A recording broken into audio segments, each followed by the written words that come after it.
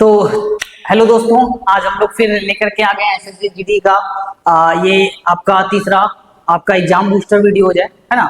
जहाँ पे हम लोग क्या करते हैं, 20 क्वेश्चन जो हमारे आपके एग्जाम्स में जो आपके पोर्शंस हैं मैथ्स के, उस क्वेश्चंस को देखते हैं, उसको अच्छे से समझते हैं और एक रिवीजन कह सकते हैं कि रिवीजन जो सारे क्वेश्चन हैं कैसे पैटर्न के आते हैं उसका एक रिवीजन करते हैं।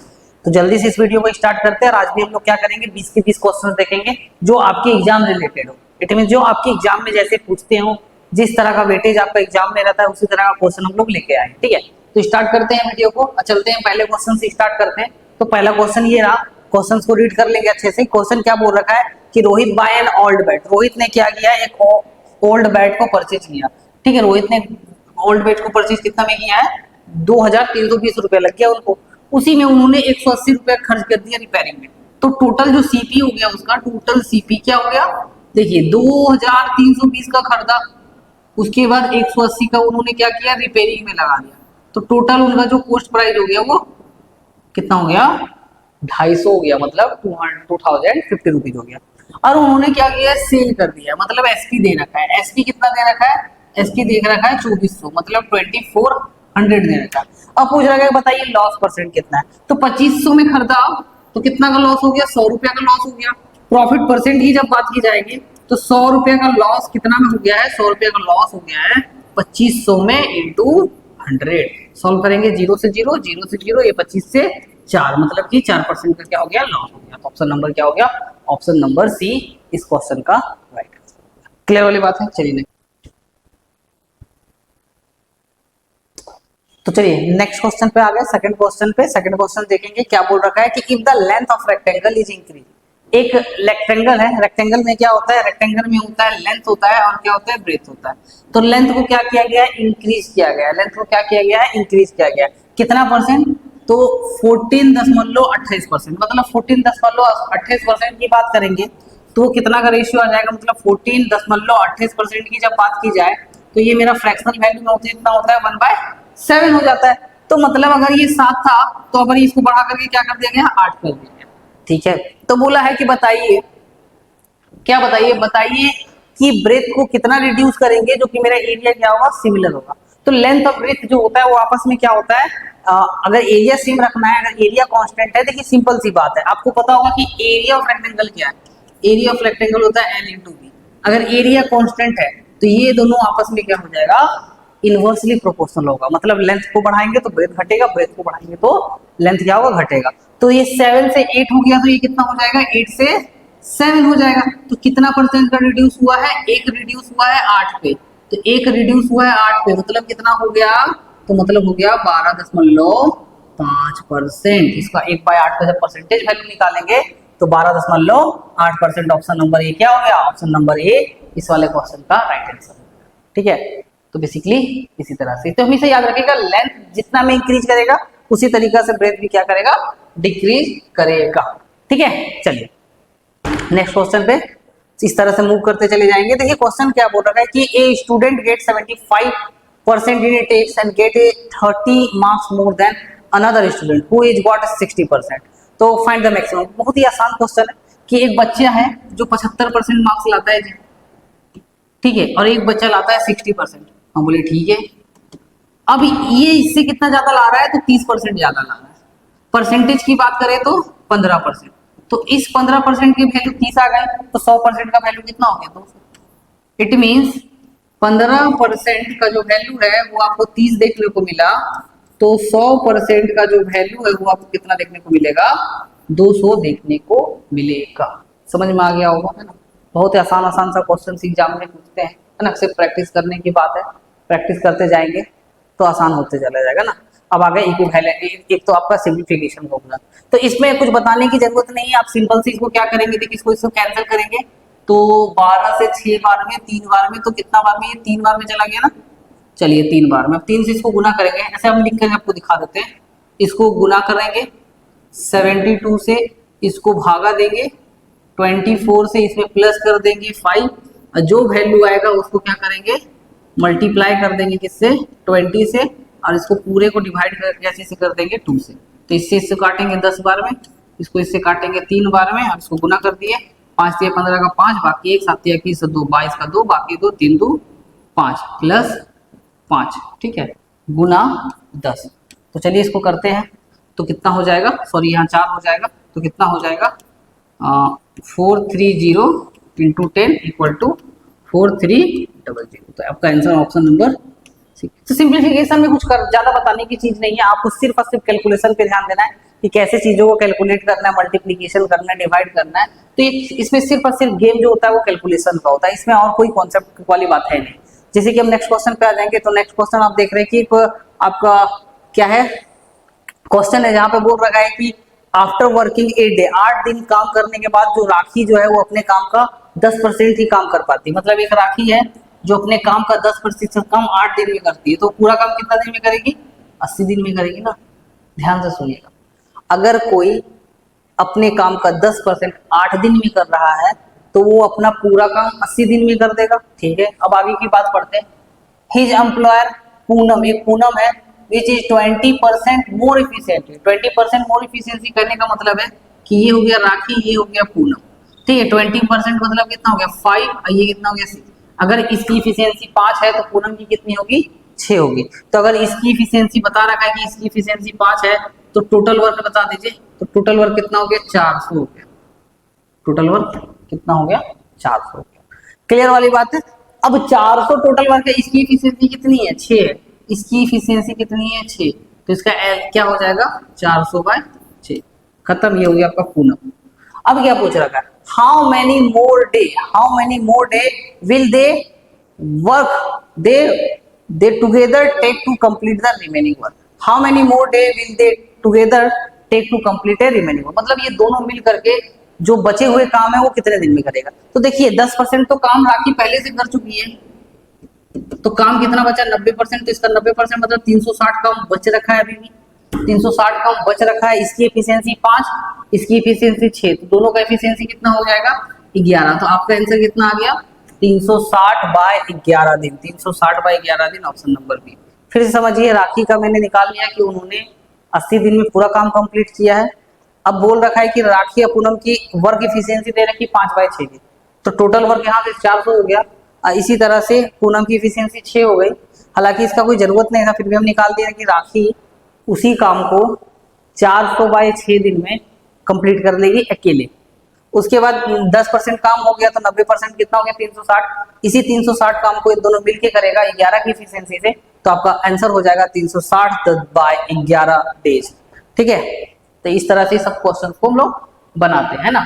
तो फिर से इसी टाइप का क्वेश्चन आ गया जहां पे बोल रखा है कि आर किसी काम को 90 दिन में करता है, तो 45 दिन में कितना काम हुआ, तो 45 दिन में, अब बताइए एक दिन में कितना काम हो जाएगा, एक दिन में 1/90 काम होगा, तो 45 दिन में कितना काम हो गया, 45 दिन में 45/90 हो गया, मतलब 1/2 हो गया। 1/2 करने का मतलब है 50% काम हो गया, मतलब 50% काम, ठीक है, समझ में आ गया होगा, है ना। फिर से सिंप्लीफाई करेंगे हम लोग, कैलकुलेशन पे ध्यान देंगे, सिर्फ कैलकुलेट करेंगे। देखिए यहाँ पे एक चीज आपको बताना चाहेंगे, यहाँ मल्टीप्लाई है, यहाँ मल्टीप्लाई, यहाँ मल्टीप्लाई, तो आप देख पा रहे होंगे, आपको यहाँ पे दिखा दे 7 प्लस का क्या है 33 इंटू 44/2, और यहाँ पे क्या दे रखा है 5 इंटू 5। ये बहुत आसान है, इसको आप करेंगे 40 हो जाएगा, इसको आप डिवाइड करेंगे 22 और इसको डिवाइड करेंगे तो 25, ठीक है। 25 × 100 4, अब 22, तो कितना हो गया 22 × 1000, मतलब कितना देखने को मिलेगा 22,000। सिंपल सी बात है 22,000। तो ये इसको सिर्फ और सिर्फ कैलकुलेशन की बात है, सिर्फ कैलकुलेट करना है और इसमें कुछ करना ही नहीं है, तो सिर्फ कैलकुलेशन पे ध्यान देंगे। अब नेक्स्ट क्वेश्चन हमारा ए और बी है। देखिए एक है ए और एक है बी, ठीक है। ए और बी सेल कर रहा है, ठीक है। क्या सेल कर रहा है, अपने वॉच को सेल कर रहा है। ये कितने में कर रहा है, तो ये भी 5,000 में कर रहा है और ये भी कितने में कर रहा है 5,000 में कर रहा है, ठीक है। अब ए ने कमाया 25% प्रॉफिट, इसको प्रॉफिट हो रहा है 25% का, ये प्रॉफिट हो गया ना, प्रॉफिट हो गया 25% का। इसमें क्या हो रहा है लॉस हो रहा है, कितना का लॉस हो जा रहा है 10% का। अब इसका सीपी का रेशियो बोल रहा है, तो बहुत आसान है, कैसे देखिए सीपी ऑफ ए ठीक है, यहाँ पे लिख देते हैं CP ऑफ B। ठीक है, अब देखिए इन्होंने 5 में खरीद रखा है 5,000 में, और इसका 25% का प्रॉफिट है, तो आपको पता होगा कि हम लोग SP से CP कैसे निकालते हैं। तो यहाँ पे क्या हो जाएगा 100/125 ऐसा कुछ, रेशियो 5,000 गुना 100 बाई कितना हो जाएगा, ये तो हो जाएगा 90। ठीक है, देखिए क्या है ना कि आप लोग अभी यहाँ पे हम लोग क्या करते हैं, कॉस्ट प्राइस निकालने चल जाते हैं। लेकिन जब रेशियो की बात की है तो हम लोग ऐसे ना निकाल करके डायरेक्ट हम इसको ऐसे लिख देंगे, ताकि देखिए ये 5,000 से 5,000 कटेगा, ये 100 से 100 कटेगा, 5 से काटेंगे 25 बार में, ये 5 से काटेंगे 18 बार में। लेकिन ये डिवाइड में क्रॉस मल्टीप्लाई कर दो तो ए और बी का जो कॉस्ट प्राइस का रेशियो आ गया वो कितना आ गया 18/25, 18/25 ऑप्शन नंबर ए। तो मैंने क्या किया, यहाँ पे कॉस्ट प्राइस को निकाला ही नहीं है, क्योंकि कॉस्ट प्राइस की रेशियो की बात की है। जब भी रेशियो की बात की जाती है तो ज्यादा आप कोशिश कीजिए कि चीजों को सॉल्व ना कर करके आप चीजों को डायरेक्ट लिखा कीजिए। इससे क्या होता है कि जब रेशियो की बात होती है ना, रेशियो कैंसिल हो जाता है, एक रेशियो दूसरे रेशियो के टर्म्स को काटेगा, तो काटने से क्या होता है कि हमारा कैलकुलेशन शॉर्ट होता है और हमारा आंसर एक्यूरेट आता है, आंसर एक बार में सही आ जाता है। ठीक है, तो इस तरह से हम लोग क्वेश्चंस को बनाते चले जाएंगे। अभी तक हम लोगों ने 8 क्वेश्चंस बना लिया, अब हम लोग 9वां क्वेश्चन पे आ गए हैं। 9वां क्वेश्चन क्या बोल रखा है, ध्यान देंगे। तो 9वां क्वेश्चन बोल रखा है कि द एवरेज ऑफ 5 नंबर, किसी 5 नंबर का एवरेज, किसी भी 5 नंबर का एवरेज, 5 नंबर का एवरेज कितना है 32 है। हम बोले ठीक है 32 है, जिसमें से एक नंबर को निकाला गया तो एवरेज घट करके कितना हो गया 28 हो गया, है ना। मतलब 4 नंबर का एवरेज क्या हो गया 28 हो गया। अगर हम देखिए यहाँ पे एक बात समझिए, अगर एक नंबर को हटाया तो हम समझ लेंगे एक नंबर को अगर हम 32 हटाते हैं तो इसका एवरेज क्या होगा। अगर एक नंबर 32 ही हटाते तो इस वाले का एवरेज 32 ही होता, लेकिन 32 में एवरेज में क्या आ गया, कमी आ गया। कितना का आ गया, 4 का कमी, 4 का कमी आ गया। अब यहाँ पे कितने लोग हैं, 4 लोग हैं, तो चारों में 4-4 का कमी आया होगा। चारों में 4-4 का मतलब कमी कितना का है, 16 का। तो ये मतलब ये जो आदमी गया होगा निकल करके वो 16 लेके गया होगा, तो 32 और 16 कितना हो गया 48। तो आंसर सी है ना। अब जब इसका रेशियो प्रोपोर्शनल वाले क्वेश्चन पढ़ेंगे तो बेसिकली आप क्या पढ़ेंगे, तो आपको इस तरह का चीजों को देखने को मिलेगा, है ना। चलते हैं नहीं एवरेज वाले, अगर एवरेज वाले क्वेश्चन पढ़ेंगे तो आप इस तरह से चीजों को देख के समझ पाएंगे, इस तरह चीजों को सीखेंगे, है ना। अब हम लोग नेक्स्ट क्वेश्चन आते हैं, नंबर सिस्टम का ही बेसिकली लगता है, परसेंटेज वाला ही क्वेश्चन है। वो रहेगा कि 25% of 20% of a number is equal to इतना। अगर मान लेते हैं कि कोई नंबर मेरा x है, तो x का कितना परसेंट, 25%, 25% मतलब 1/4, 20%, 20% मतलब 1/5, ये हमारा दे रखा है 250 के आसपास। हम बोले ठीक है, तो बताना है 35% दिया है। तो सबसे पहले x का वैल्यू निकाल लेते हैं। तो x का वैल्यू कितना हो गया 250, ये आ जाएगा तो 4×5 = 20। अब इसी x का x ऑफ 30% बताना है, 35% ना, तो कितना हो गया 250 गुना 20 गुना 35/100, 1 0 से 1 0 गया, 1 0 से 1 0 50, 50 5 दिया, 5 5 25, 25 दिया 15, 750 आ गया आंसर। सिर्फ कैलकुलेशन की बात है, सिर्फ कैलकुलेशन की बात है।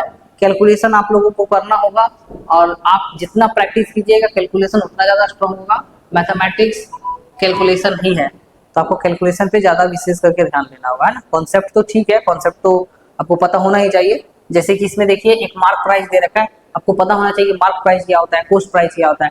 चीज़ें बहुत सिंपल है कि अगर हम कोई भी चीज़ें दुकान से खरीद के लाते हैं तो क्या चीज़ में खरीद के लाते हैं, कॉस्ट प्राइस में खरीद के लाते हैं। मान लेते हैं कि हमने उसको 100 रुपये में खरीदा, ठीक है।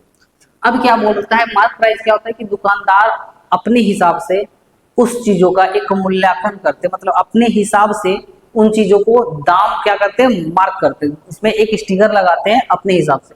तो उसमें उन्होंने क्या किया 60% बढ़ा के दाम कर दिया, तो इसका 60% इंक्रीज करके कर दिया, तो एमपी जो है मार्क प्राइस जो है वो क्या हो गया होगा 160 हो गया होगा। अब क्या करते हैं दुकान वाले हमेशा क्या करते हैं चीजों पे छूट देते हैं, तो हमें लगता है कि आज हमको छूट मिल गया। बेसिकली वो क्या करते हैं चीजों पे दाम को बढ़ा करके फिर छूट लगाते हैं। जैसे यहाँ पे आप देख रहे हैं कि दाम चीजों को दाम का बढ़ाया गया है, अब इसमें क्या किया गया है 20% का डिस्काउंट दे दिया गया है। तो 20% का डिस्काउंट मतलब 80% हम लोग बेचे होंगे, तो इसका 80% कितना हो जाएगा, इसका 80% हो जाएगा 128 रुपया, है ना, 128 रुपया। तो यहाँ पे भी दुकानदार को क्या हो रहा है, प्रॉफिट हो रहा है। तो कितना का प्रॉफिट हो रहा है वो बताना है। तो यहाँ पे आप कितना देख रहे हैं 28 रुपया का प्रॉफिट हो रहा है, मतलब 28% का क्या हो रहा है, 100 का 28 कितना होता है 28%, मतलब कि यहाँ पे 28% का क्या हो रहा है, प्रॉफिट हो रहा है। सिंपल सी बात है। तो इस तरह हम लोग रिवाइज करते जाएंगे, सारे क्वेश्चंस को देखते जाएंगे। अगर 20-20 क्वेश्चन अगर हम डेली देखते जाते हैं तो जब एग्जाम के समय में हम लोगों को चीजें बहुत ही आसान लगने लगेगी। जैसे कि नेक्स्ट क्वेश्चन देखते हैं कि हमारे पास क्या है, एक सिलेंडर है, कर्व सरफेस एरिया पूछ रखा है इसका। हमारे पास क्या है, एक कुछ इस प्रकार का एक सिलेंडर है, ठीक है। सिलेंडर की बात करते हैं, सिलेंडर।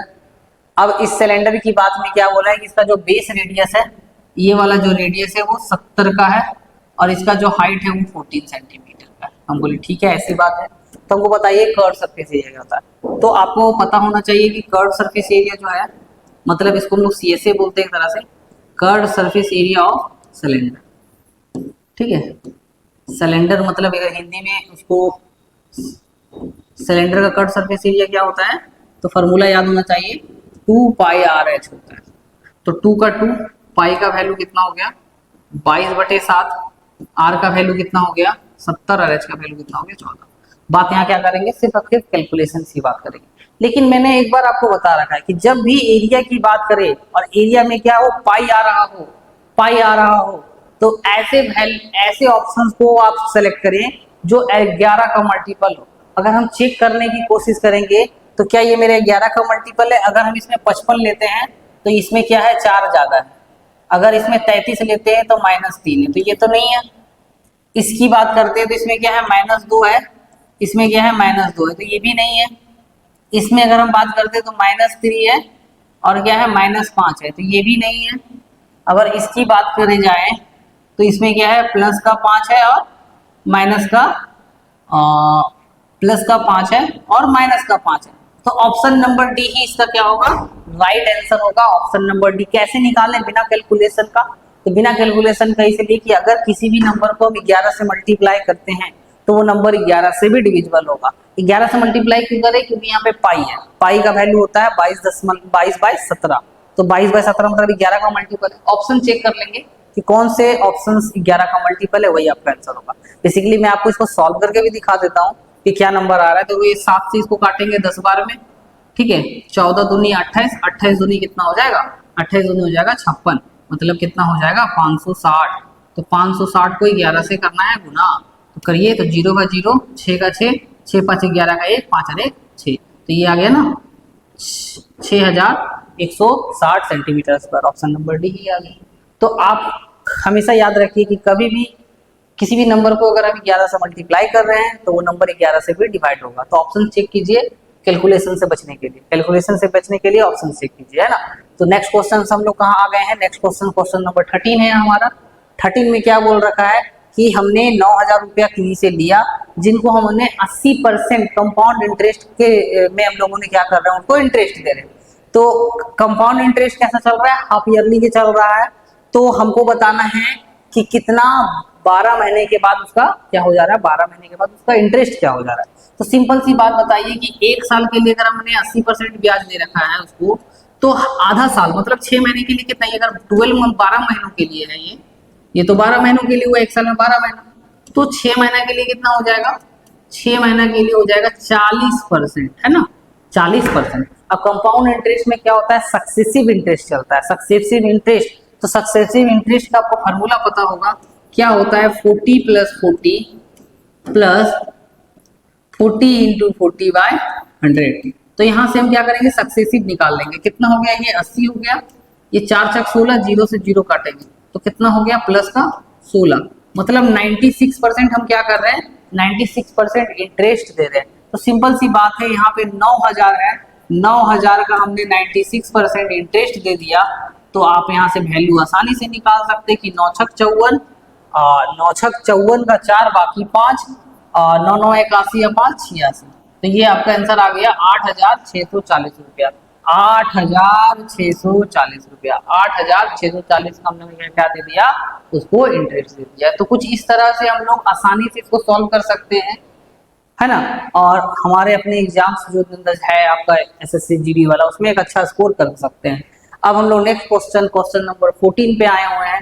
क्वेश्चन नंबर 14 पे बोल रहा है कि अगर post price of 5-6 pen, 6 pen का जो पोस्ट प्राइस है, वही प्राइस आपका सेलिंग प्राइस हो जा रहा है किसका, सेलिंग प्राइस हो जा रहा है 5 पेन का। हमने बोला ठीक है, तो यहाँ से हम लोग क्या करेंगे, यहाँ से हम लोग रेशियो निकाल लेंगे। किसका रेशियो निकाल लेंगे, रेशियो निकल जाएगा यहाँ पे कॉस्ट प्राइस और सेलिंग प्राइस का रेशियो। तो सीपी बाई क्या हो गया SP, CP by SP equal to 5 by क्या हो गया 6। मतलब हमने किसी भी चीजों को 5 रुपए में खरीद लेकर के 6 रुपया में क्या कर रहे हैं, बेच रहे हैं। तो यहाँ पे क्या हो रहा है, प्रॉफिट हो रहा है। प्रॉफिट कितना का हो रहा है, तो प्रॉफिट एक का हो रहा है 5 पे, एक का प्रॉफिट 5 पे हो रहा है। तो परसेंटेज की बात अगर की जाए तो कितना परसेंट आ जाएगा, 20% आ जाएगा। Option number B. समझ में आ गया होगा कि चीजें क्या हो रही है, 5 पे एक का प्रॉफिट हो रहा है, मतलब 20% का प्रॉफिट हो रहा है। तो क्वेश्चन नंबर 14 भी हो गया कंप्लीट। इसी तरह से हम लोग चलते रहेंगे, बहुत बढ़िया से तैयारी कीजिए। और इस बार आपका क्या एसएससी वाला एग्जाम, जो आपका जीडी का जो एग्जाम है, इसमें आपको एक अच्छा स्कोर करना है, इस बार छोड़ना नहीं है। बेसिकली इस बार आपका एग्जाम क्लियर हो जाना चाहिए ना, तो सिंपल सी बात है। अब हम लोग चलते हैं नेक्स्ट क्वेश्चन नंबर 15 पे। क्वेश्चन नंबर 15 क्या बोला है कि trader mark his good 50% above the cost price. देखिए यहाँ पे क्या हो गया कि कॉस्ट प्राइस, सेम क्वेश्चन है कि कॉस्ट प्राइस हमने 100 रुपया में अगर लेता है तो मार्क प्राइस क्या है 50% ज्यादा है, मतलब इसका क्या है 150 है। अब इसमें क्या कर रहे हैं, 20% का ऑफर दे दे रहे हैं। तो 20% का ऑफर दे रहे हैं मतलब 80% में बेच रहे हैं, है ना, 80% में बेच रहे हैं भाई। तो इसका 80% कितना हो जाएगा, 80% हो जाएगा 120।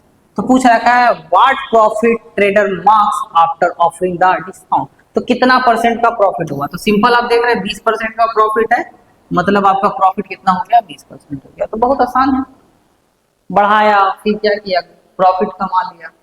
तो ये इसी तरह का क्वेश्चन आता है एग्जाम में, और आपको बहुत अच्छे से इसको बनाना है। और इस बार मैथ्स के सेगमेंट जो आपके 20 क्वेश्चंस होते हैं उसमें 20 में 20 लाने की कोशिश करना है। बेसिकली 20 में 20 आएगा, आप प्रैक्टिस कीजिए, हमारे साथ जुड़े रहिए, 20 में 20 आने की आ जाएगा, है ना। तो क्या बोला था, प्रोडक्ट ऑफ टू नंबर। देखिए एक आपका फॉर्मूला होता है, क्या होता है कि एलसीएम और एलसीएफ को जब हम मल्टीप्लाई करते हैं तो जो नंबर का एलसीएम एलसीएफ होता है ना, उन्हीं दोनों का प्रोडक्ट के बराबर होता है। Number of product of number basically इसको कह सकते हैं, प्रोडक्ट ऑफ नंबर के बराबर होता है। तो यहाँ पे देखिए क्या बोला है कि प्रोडक्ट ऑफ नंबर दे रखा है 720, तो एलसीएफ दे रखा है 4, एलसीएम हमसे पूछ रखा है। तो यहाँ से हम लोग एलसीएम आराम से निकाल सकते हैं, इसको इससे काट दो तो कितना हो गया 180, 180 ऑप्शन नंबर है। तो इस तरह से बहुत हमको लगता है कि इसमें बहुत कम समय आपका लगेगा। मैथ्स के सेगमेंट 20 क्वेश्चन बहुत आसान पूछते हैं आपसे, जल्दी जल्दी इसको बना के सॉल्व करेंगे कि हम लोग नेक्स्ट जो आपका नेक्स्ट सेक्शन होगा रीजनिंग का, आप उसमें मूव कर सकते हैं, इंग्लिश का, और बेसिकली आप सारे अलग अलग सेगमेंट में जा सकते हैं। नेक्स्ट क्वेश्चन क्या बोल रखा है, नेक्स्ट क्वेश्चन बोल रखा है कि आपका 32 के पहले जितने भी प्राइम संख्या आते हैं ना उनका एवरेज बताइए। तो सारा का सारा प्राइम नंबर हम लिख लेते हैं। क्या कौन कौन सा आता है, 2 है, 3 है, 5, 7, 11, 13, 17, 23, 29 और 31। अब क्या करेंगे, इन सबको ऐड करते हैं ना, ऐड करिए तो 2, 3, 5, 5, 5, 10, 7, 17 और 11, 8, 28, 28 और 28 और 30, 58, 58 और एक 19, 58 और 19 हो गया 77, 77 और 23, 100, 100 और 60, 160। तो सम कितना आ गया 160, 160 डिवाइड बाई 11। इसको काटते हैं कितना बार में जाएगा, एक बार में 11, 4 44, 5 54 और फिर 4 44। तो 5 ऑप्शन नंबर क्या आ गया, ऑप्शन नंबर ए आ गया इसमें, है ना। तो 160 बाई 11 को जब हम डिवाइड करेंगे तो 14.5/4 समथिंग आएगा। तो आपका ऑप्शन नंबर ए आ गया है। अब नेक्स्ट वाले क्वेश्चन पे मूव करते हैं, 20 का 20 क्वेश्चन सॉल्व करेंगे, है ना। तो क्वेश्चन नंबर है ना, क्या है, स्वप्निल है। स्वप्निल क्या कर रही है, स्वप्निल की एक सोफा को बना रही है 16 दिन में, ठीक है। और ये रेवती जो है, स्वप्निल और रेवती दोनों मिलके उसी सोफा को कितना का दिनों में कर रही है, 128.17 दिन में कंप्लीट कर रही है। तो बोला find the number of day taken by Revathi to complete the work if C alone. तो जब अकेले कितना दिनों में काम कंप्लीट करेंगे। तो मैंने इस तरह का क्वेश्चन में देखिए प्रॉब्लम कहाँ आता है कि जब फ्रैक्शंस में आ जाते हैं तो लोग क्या है कि घबरा जाते हैं। घबराने की बात नहीं, आपको इसके और इसके ऊपर वाले नंबर का क्या लेना है, ऊपर वाले का नंबर का एलसीएम लेना है। तो 100 इसका 16 हो गया 16, तो मेरे ख्याल से इसका एलसीएम जो है वो 128 ही आएगा। तो 16 कितना बार में 128 होता आ जाता है वो देख लीजिए, 16 आपका आ जाता है 8 बार में 128। ठीक है, अब क्या करना है, अब देखिए जो इसका डिनोमिनेटर है वही इसका इफिशियंसी हो जाएगा ना, तो 17 इफिशियंसी दोनों का, तो रवेती का इफिशियंसी कितना आ जाएगा, रवेती का इफिशियंसी आ जाएगा 17 माइनस 8 बराबर कितना हो गया 9, 17 माइनस 8 बराबर कितना हो गया 9। तो कितना दिनों में कंप्लीट होगा, तो ये कंप्लीट करेगी रेवती किसी 128 काम को 9 दिनों में कंप्लीट करेगी, तो 128 बाय 9 हो जाएगा, है ना। 128 काम को 9 की एफिशिएंसी से कंप्लीट करेगी, तो 128 बाय 9 डे आपका आंसर आ जाएगा।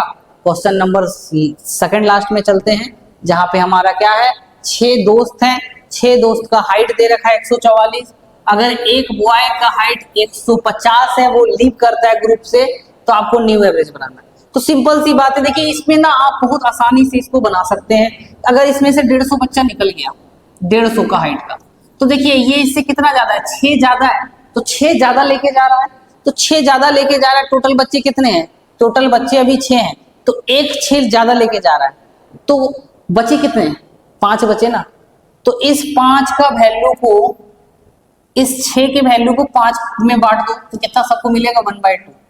तो इसकी जो न्यू एवरेज होगी वो कितना होगा, 144 में एक घटा देंगे तो आप देखिएगा तो 142.8 आएगा, ऑप्शन नंबर ए 142.8, है ना। जब आप, ये आपका एवरेज वाला क्वेश्चन है, जब एवरेज के सेगमेंट्स को आप अच्छे से पढ़ रहे होंगे, वहां पे आप एक ऐसा आप मेथड पढ़े होंगे कि कैसे हम लोग यहाँ पे निकालते हैं।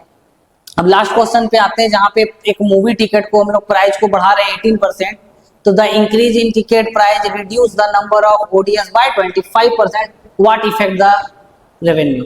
तो देखिए बहुत ही आसान है, सिंपल सी बात है कि करना क्या है, तो करना है ये मेरा हो गया टिकट, ये मेरा हो गया क्या कर सकते हैं ऑडियंस, ठीक है। तो मैं क्या कर रहा हूँ, 100 टिकट ले लिया, 100 ऑडियंस ले लिया, तो टोटल रेवेन्यू कितना जनरेट हो गया 10,000 का, ठीक है। अब क्या कर रहे हैं, इस 100 में से 18% बढ़ा दे रहे हैं, तो कितना हो गया 118, और इसमें क्या कर रहे हैं, रिड्यूस कर दे रहे हैं 25%, तो कितना हो गया 75। तो अब रेवेन्यू कितना जनरेट करेगा, सिंपल से इसको मल्टीप्लाई करेंगे, इसका मल्टीप्लाई अगर करना हो तो कैसे करेंगे, इसको मल्टीप्लाई करते कुछ इस तरह से, 8 बजे 40, 5 8 9, 5 7 8 56, 5 7 5 12, 1 7 1 8, कितना हो गया, इसका आ गया 8 7 8 8 5 0, ठीक है। एक मिनट यहाँ पे लिख देते हैं 88 50, तो कितना का आपको डिफरेंस दिख रहा है, आपको इसको डिफरेंस दिख रहा है 11.5% इसका आंसर हो जाएगा, है ना। सिंपल सी बात है, कितना का डिफरेंस है, तो 1150 का डिफरेंस है। परसेंटेज की बात करेंगे तो 11.50% की बात है। तो इस तरह से वीडियो से बड़े रहिए और अच्छे अच्छे कंटेंट्स लेके आएंगे। एसएससी जीडी इस बार छोड़ना नहीं है, करते रहना है। तो बेसिकली आज के लिए इतना ही, थैंक यू, बाय बाय।